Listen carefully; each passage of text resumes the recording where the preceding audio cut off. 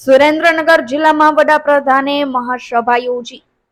ત્યારે ખાસ કરીને વાત કરવામાં આવે તો આવનારી 7 તારીખે લોકસભા ચૂંટણી યોજાવાની હોય ત્યારે ચૂંટણીલક્ષી નરેન્દ્રભાઈ મોદીની ઉપસ્થિતિમાં સભા યોજાઈ હતી, જેમાં મહેન્દ્રભાઈ મુજપરા, જિલ્લા ભાજપ પ્રમુખ હિતેન્દ્રભાઈ અને સુરેન્દ્રનગર લોકસભાના ઉમેદવાર સુમેરા સહિતના હાજર રહ્યા હતા.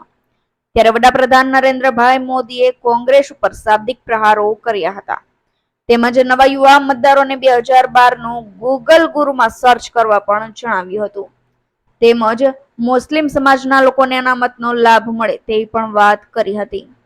ત્યારે હજારોની સંખ્યામાં લોકો આ સભામાં સુરેન્દ્રનગર ખાતે જોડાયા હતા, તેમજ આ કાર્યક્રમમાં ભાજપના ઉમેદવાર સહિત હોદ્દેદારો, કાર્યકરો અને પક્ષના નેતા હાજર રહ્યા હતા. ત્યારે આ કાર્યક્રમમાં હજારોની સંખ્યા વચ્ચે કોંગ્રેસ ઉપર શાબ્દિક આકરા પ્રહાર કર્યા હતા.